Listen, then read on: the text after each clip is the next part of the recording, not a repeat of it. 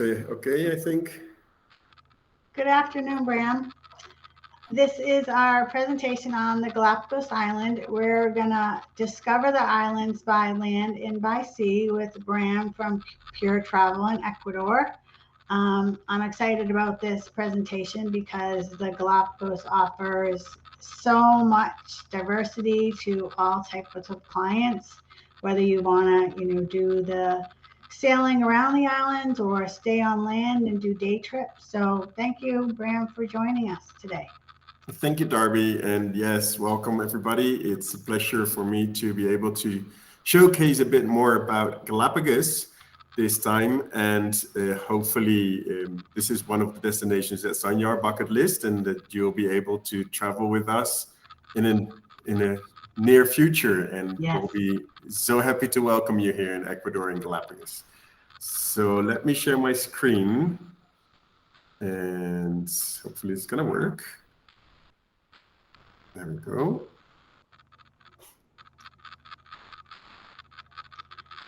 So for the Galapagos, you can actually travel to any time of the year. So it is a great destination to, go whether it's winter, spring, or summer or fall. So that you'll see different things in different places, which Graham's gonna share with us now.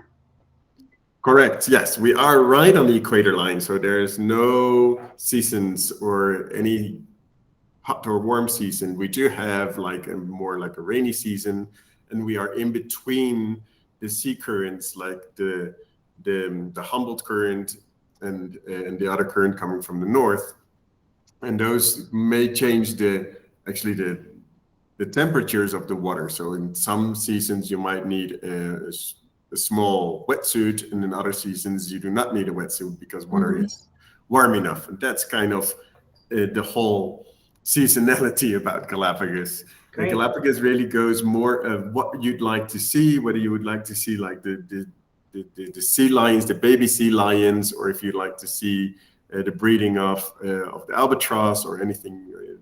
Those kind of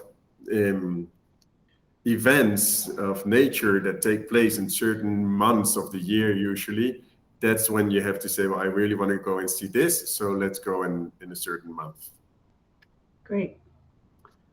We have a small video here. I'm not sure if this is going to work with the audio. Let's see if you're going to see. Check that out.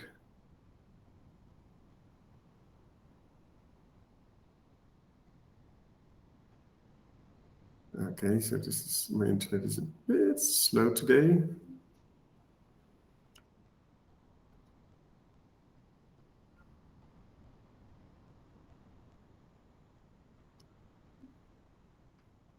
This is just to get into the mood.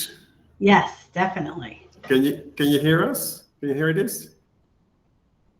I don't hear it, but I don't think it started quite yet. So let's see. No, it has started. No, I'm sorry. I'm not sure why this is not working. Let me unplug my earphones and see if it works like this. I'm sorry for this. It shouldn't be like it. We've all gotten used to the technology in the last year. Can you hear me, Darby? Off. Can you hear me now, Darby? I can hear you, but is it playing? Let's see. Yes.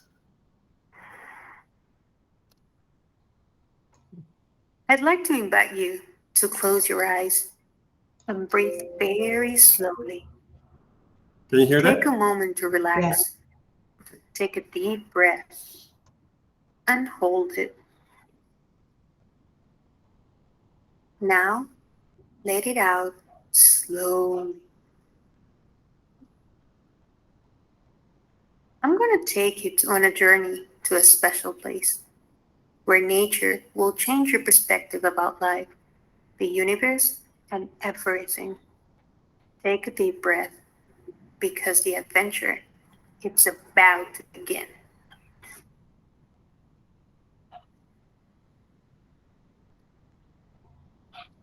Imagine yourself on a beach.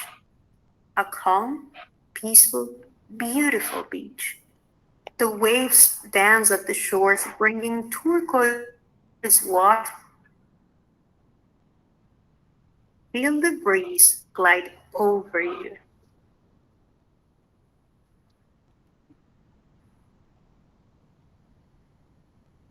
Breathe again and imagine yourself walking along that same beach.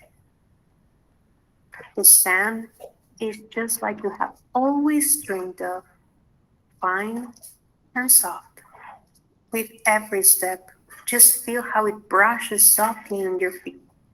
Relax while you're listening to the sound of the waves.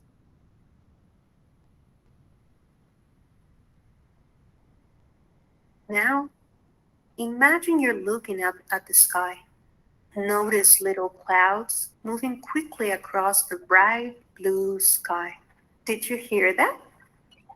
A few pelicans have joined us, some diving like arrows in the water. It's lunchtime. But wait, what's that? Look over to your right. There are sea lions wobbling their way to the water with their paws. Come on, join them. Get closer to the shore.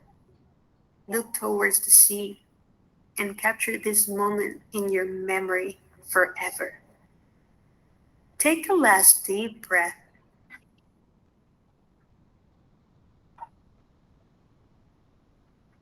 Now, open your eyes and realize that this magical place really does exist. Welcome to Galapagos.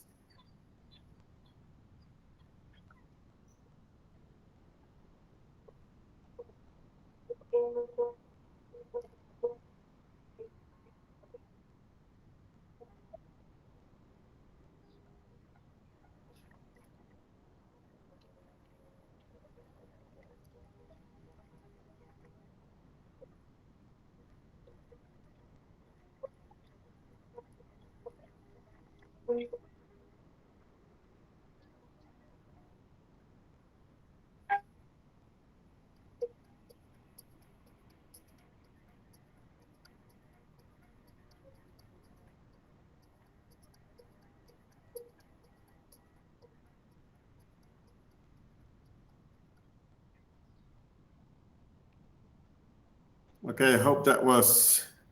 Yeah, it was interesting because at first I was like, oh, is the supposed to be showing a video? And then I'm like, no, you're supposed to get the sense of you're there and, of what, you can kind of experience. So,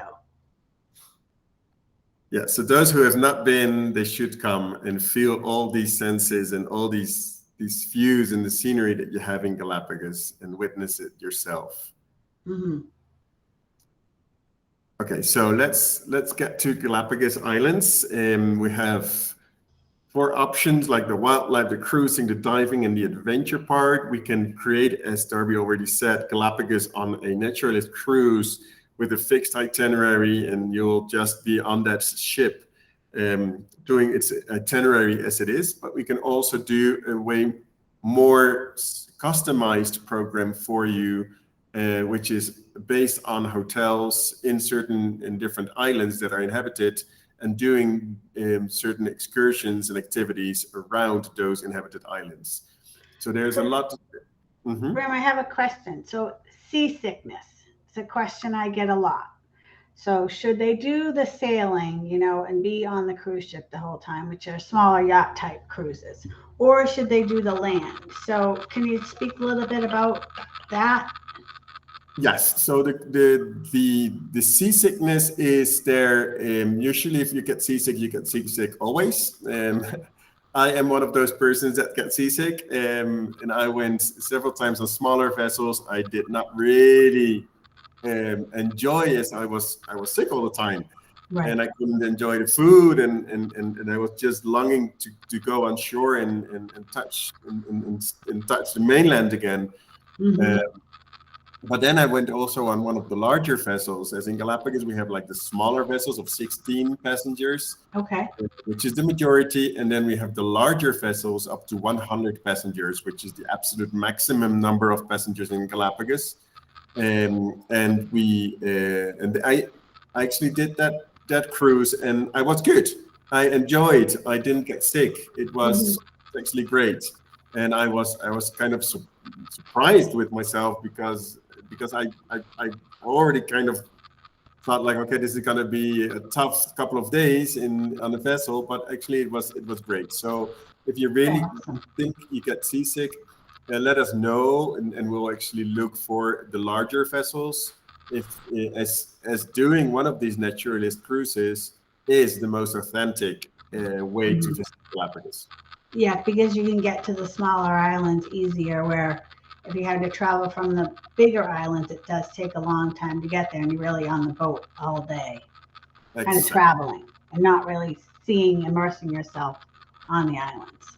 Yeah, that's correct. So we'll get to that as well a bit later on. So now first, let's see where we are. Galapagos is part of Ecuador, and Ecuador is this tiny, green dot there on the map of South America.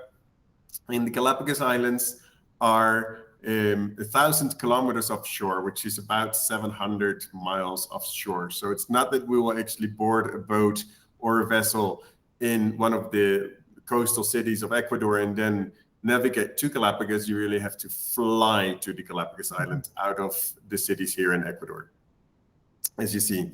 So there are two main cities, which is Quito, which is right here in the center of the Andean region, and Guayaquil, that's right here in the coastal lowlands, and flights go from both of these cities. Here we are with Galapagos. So Galapagos is this archipelago. It has several main islands, islets, rocks. It's karst, in a huge area. And this is a place you really need to just go and explore the different islands. This is not a place to go and sit still in one area. What you want to see here in Galapagos is the nature, the wildlife, the lava formations, everything. And each and every island has its own microclimate, has its own endemic species, and that's why it's so important that you really get around the islands and not just stick in one island and think you've seen Galapagos. Mm-hmm. Now, Ecuador, we have here the US dollar, which is very important. So everything is in US dollar as well as in Galapagos, of course. So no money changing is necessary. Our capital is Quito. It's a small country. It's in between the Pacific, Colombia, Peru. Very, very nice, actually, also to add a couple of days after or before your Galapagos cruise in Ecuador to see this mega diverse country that has not been known to many people as much. Mm-hmm. So there's a bit of history here as well on the Galapagos. In 1535, actually, they were discovered by Tomás de Berlanga, but really not mapped as such. Mm-hmm. And then there's other dates, of course, and the most important one is Charles Darwin. He actually visited the Galapagos Islands on the Beagle on his voyage, and he actually based his theory of evolution on the Galapagos Islands as well. And that still is so very much intact. So everything that he describes about Galapagos and in his studies is still, in most senses, it's still the same as it was back in 1835. Interesting. Okay, so we have a national park. Actually, it's the first national park of Ecuador in 1959, and at the moment, because of this Glasgow sustainability top or climate conference, we're going to expand this national park of Galapagos. And it's going to be a connection with the Cocos Islands in Costa Rica. And this is something really huge, really big that probably will hit world news soon. Oh, interesting. Yeah. So there will be another drive through to the Galapagos Islands. Nice. Of course, it's now UNESCO as well, as a World Heritage Site or and it's a national park. So to get to Galapagos, your luggage will be screened. You're not allowed to take in any seeds, any food, any fruit. Anything of that like that is, of course, prohibited. We don't want any other species to get into the islands and be a danger for the endemic species, of course. Mm-hmm. So why should we actually visit the Galapagos? And of course, it's the bird life. They're active volcanoes. It's a volcanic area, and that's also what you will see. It's a lot of lava formations, a lot of high mountains. And volcanic activity still going on in the Galapagos. The Galapagos is actually named after the giant tortoise, the Galápagos, and that's how it gets its name. It's, as we already decided, it's told, it's year-round destination. The comfortable temperatures always. Mm-hmm. No, just best moment to visit. Of course, the experience of swimming with the sea turtles, swimming with sea iguanas, with the sea lions, everything is possible in Galapagos. With the sharks, the white-tip shark, the Galapagos shark, the manta rays, you will see them all. Mm. We have penguins as well in the Galapagos, and they actually are right on the northern hemisphere. So that's kind of unique. Yeah, that's amazing. So it is one of these destinations that is just this wow factor. Once you're there, once you travel around Galapagos and you see all this beauty and all that wildlife, it's just jaw-dropping what you're about to see. So now, in relation, like with the animals, and you come here and you go to the national parks, and the rangers are like, don't get too close to the wildlife. I mean, obviously there you don't want to kind of invade their territory, but if you look at a lot of the pictures, it looks like people are getting fairly close to take pictures. And how is that kind of handled there? Yeah, so you're allowed to get to 2 meters from any animal, but if that animal decides to go closer to you, then that's okay. Right. So sometimes you have a sea lion, and you're just like at 2 meters distance, and that sea lion comes towards you, then it's kind of fine. Right. And some people might want to back up. Like underwater, sea lions are very quick, so they just come and they start playing with you, and they come up to your mask, and then they dive down and they start playing and around you, and so it's there is an interaction, and a direct interaction between animals and human animals. Right. In some way, we're also an animal species. Mm-hmm. So yes, there is definitely interaction. You're not allowed to touch them or to hunt them or to whatever, of course. But if the animals decide to get closer to you, then okay, nice. You're okay with that. Yeah, you're okay with the shark coming right up next to you. Good for you. Get a good picture. Right, exactly. Yes. So what I said, we have Quito and Guayaquil. There are flights out of Quito. Usually flights go from Quito to Guayaquil and then to the Galapagos. We have 2 airports in the Galapagos that connect the mainland with the islands, Baltra and San Cristobal. Depending on your program, we'll make sure that you arrive on the correct airport, of course. Mm-hmm. Then there's a 3rd airport, which is only for intra-island flights. So actually you have small aircrafts that also do flights between the 3 airports in Galapagos. So let's see how we can actually visit the Galapagos. There's like 3 ways to visit. As I already said, it's the island hop program or the hotel-based program, in which you actually stay in the hotels and you do day excursions in and around the inhabited islands. And you have day excursions as well, like full day excursions to some nearby islands that are actually part of the national park. The other option is a naturalist boat trip, and I say boat trip and not a cruise, as many people relate the word cruise with like the huge 3,000 plus people ships in the Mediterranean or in the Caribbean. Well, that's not the case here. Here we have, as I said, boats for 16 passengers and up to 100 passengers. And in between, we have vessels of 24, 48, 90 passengers, kind of. Right. So it's there's a wide scope of different vessels, and we'll get to that later as well. The other option is to do a liveaboard, and the liveaboard is for those who really are divers. They want to see Galapagos as a dive destination, not as a naturalist kind of destination. And there are several yachts that do week excursions to these two islands, that is Darwin and Wolf, outside the normal tourist kind of area, and that's where you will see the true beauty for divers.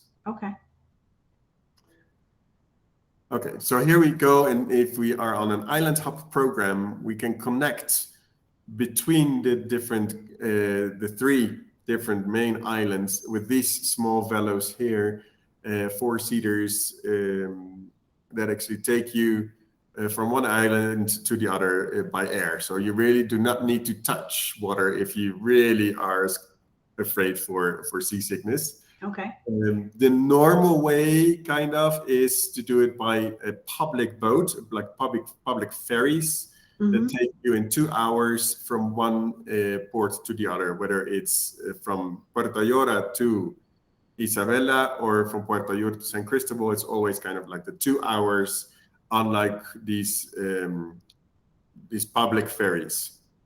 Now we can also do some yacht charters in case you really like to be alone and you don't want to be 2 hours with other people. We can do a charter, for instance, like these boats here that can take you as well to the same area in 2 hours. It depends on how exclusive you'd like to be. Now we have Santa Cruz, as you can see, is like the center of Galapagos. It's right in the middle there, and with the airport here in the north, in North Timor, and then we have a road going on to the Highlands of Santa Cruz.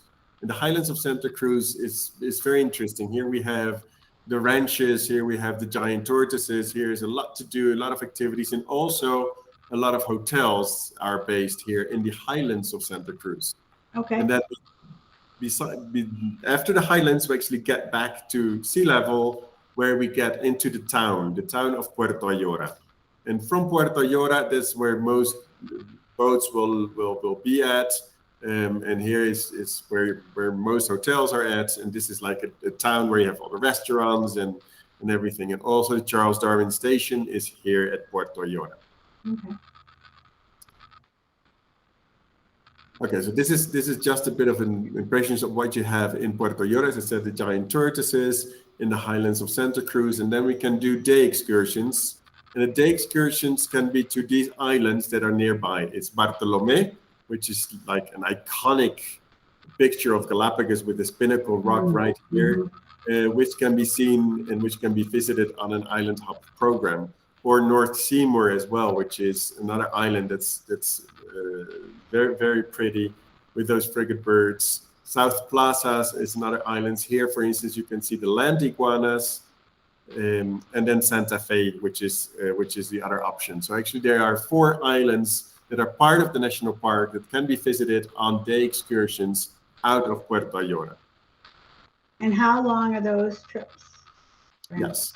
So here you see the map a bit. So it's full day excursions. So you leave in the morning, you will be picked up, get on one of those one of the speedboats, as we call them, or the day excursion boats, and depending on the day, they have their permits to go to a certain island. So it's not always available to directly confirm you'll be going to Bartolomé or you'll be going to Santa Fe. It depends a bit on which boat we will be able to get for you. And once we have the boats confirmed, of course, we know where we can take you to. So Bartolomé is right here. It's all in the north.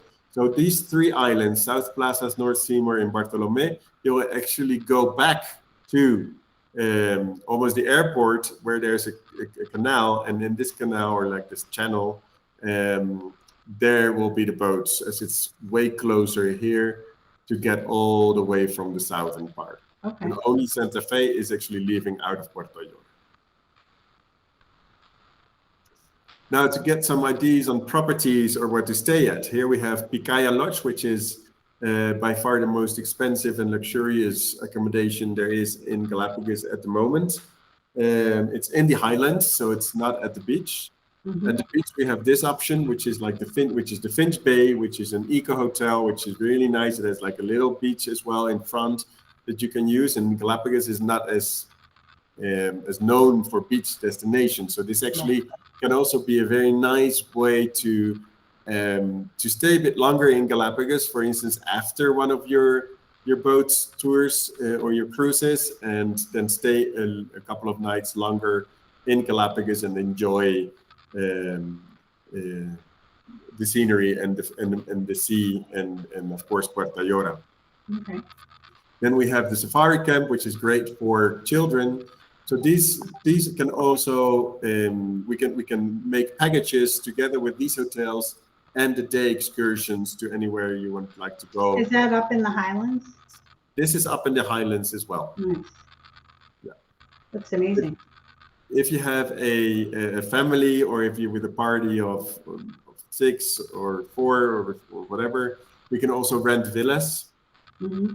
And so you have like a private villa with all the service. So you have your concierge service, your cleaning service, your chef as well, if you'd like. So we can create a whole program when you have your private house in the Galapagos Islands.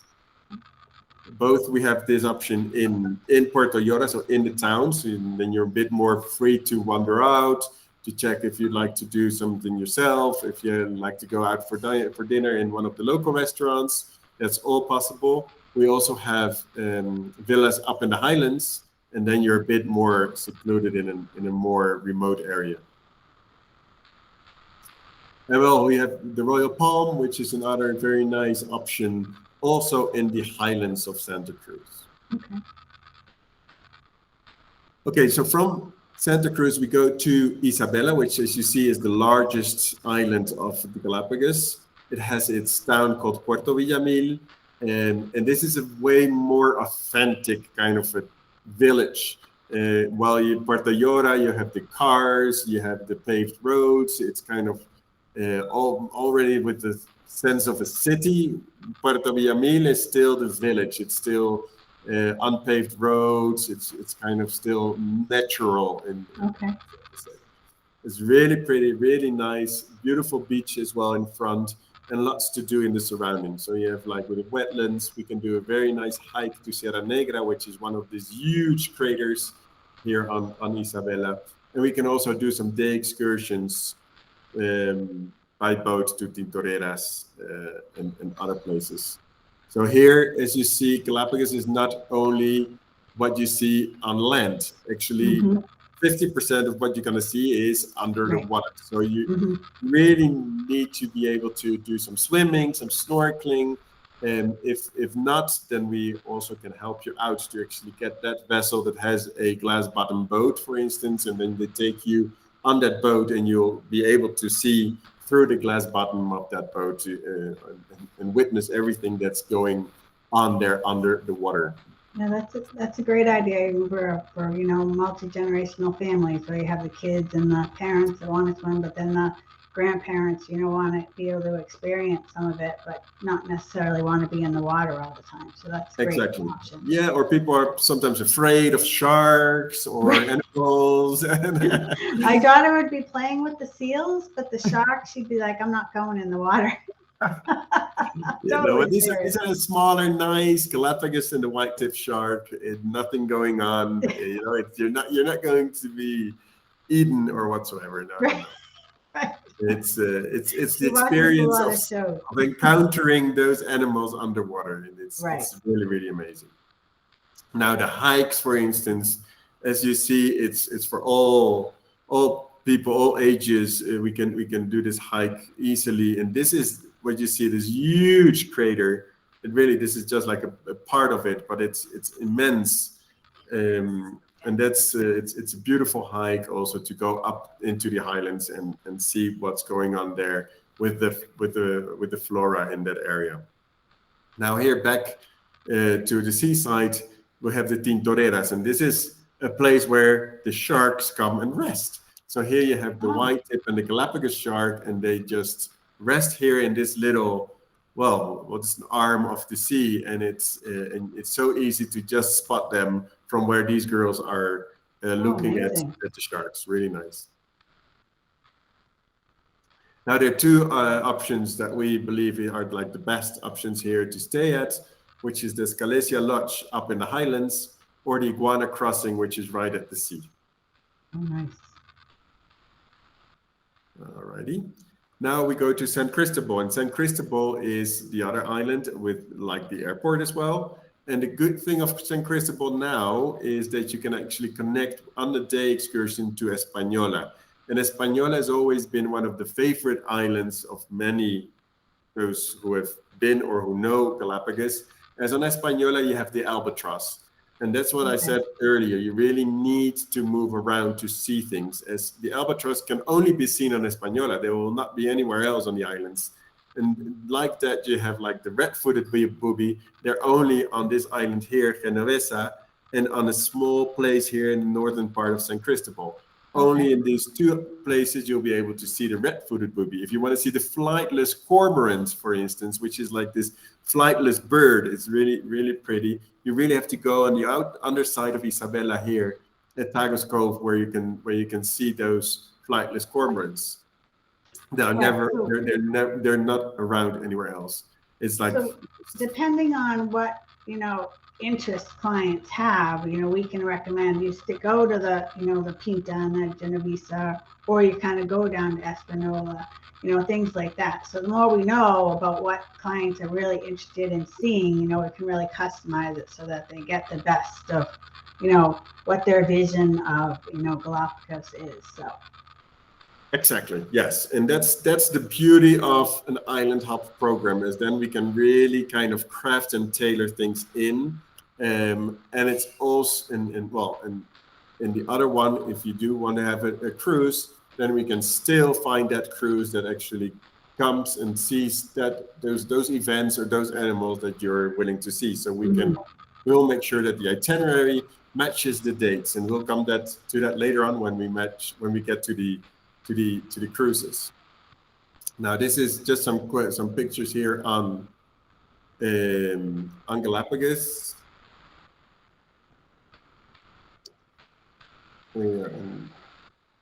Is there something open still? I have a noise. Anyway. Sounds good. Okay.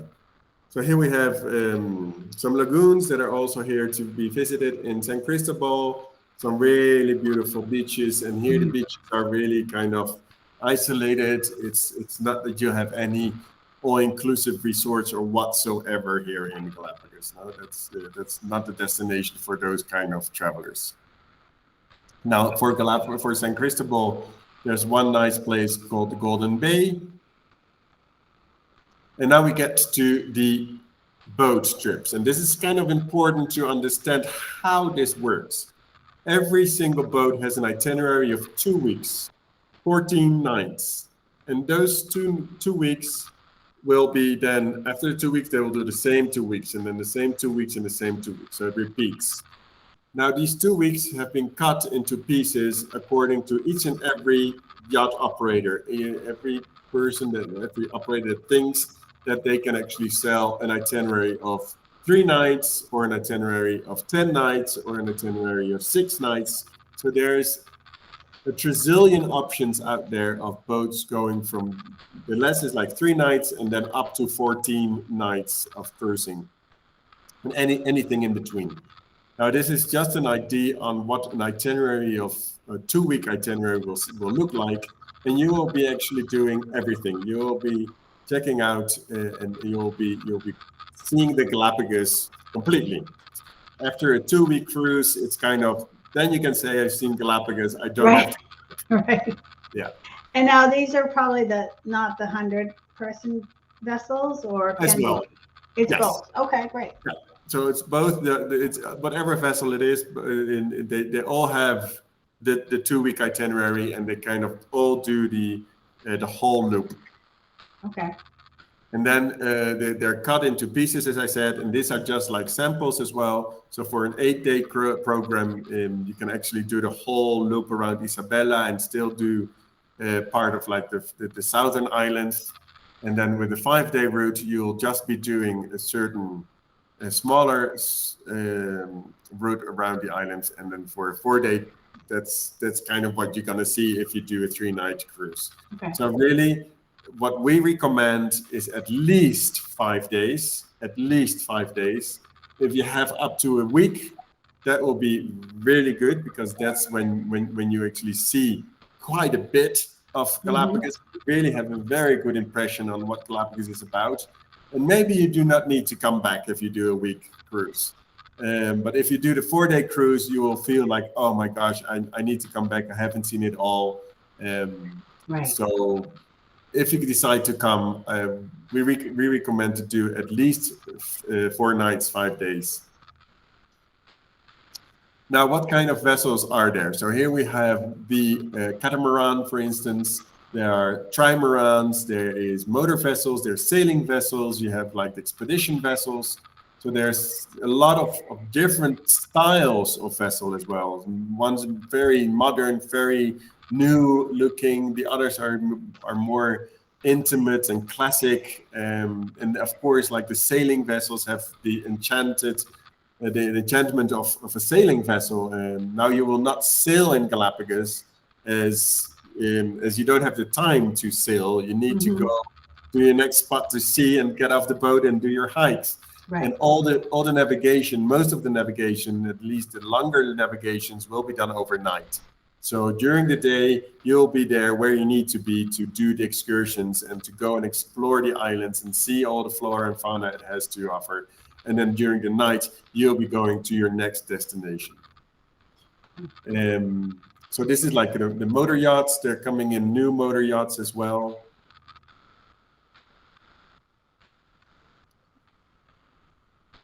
Here we have other vessels. So some vessels are, it's just kind of whatever you need. And this is one of those 100 passengers. This is of the Silver Sea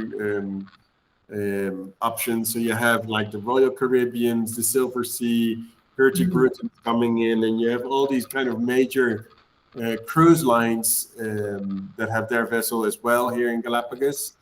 But there are also some locally owned nice vessels that we can help with. Okay, so now we have another short movie on Galapagos. I hope this also kind of works. Very short. I think it's just like 30 minutes, so 30 seconds, sorry. Let's see.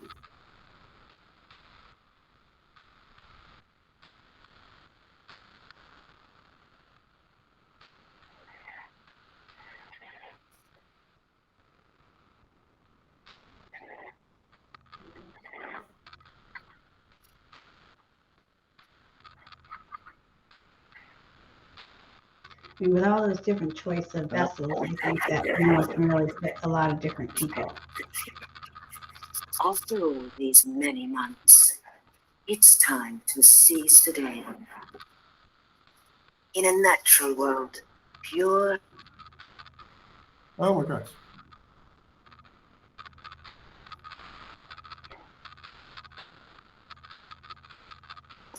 Instinct, shared with creatures who show no fear, afraid of evolution.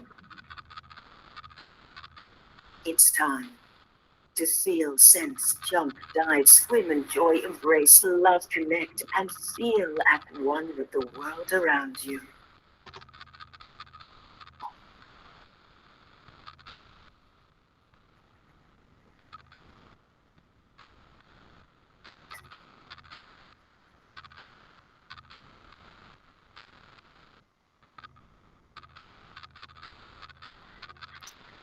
Alrighty.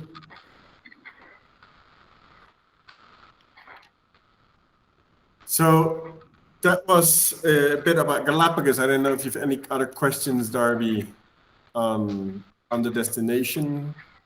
So can you give a quick overview of kind of if you wanted to see, say, the blue-footed boobies, like is there time to see those, or kind of, you know, the sharks, time to see those, you know? The blue-footed boobies, you will always see. The sharks, you will always see.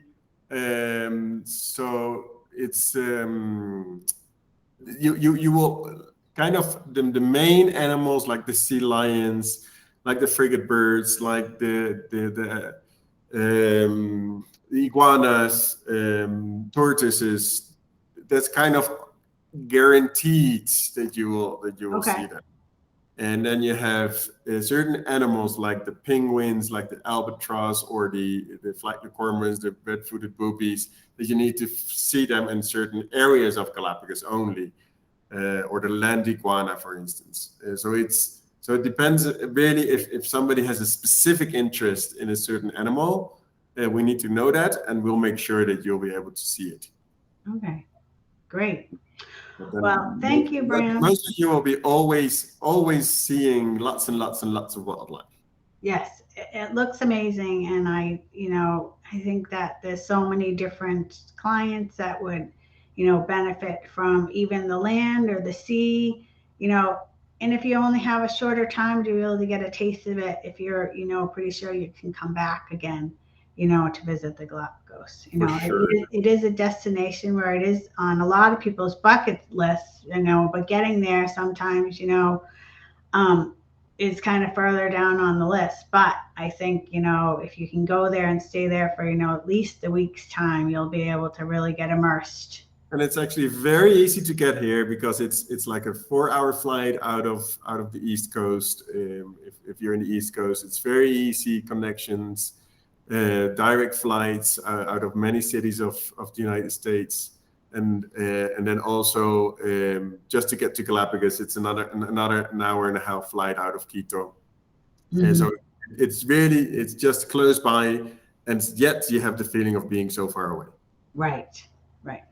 Well, thank you, and I look forward to getting some clients. Thank you so to much. Ecuador and to Galapagos so that they can experience this amazing destination. Yeah. Thank you so much, everybody. Have a good day. Yeah. Thanks, Bram. Have a good day.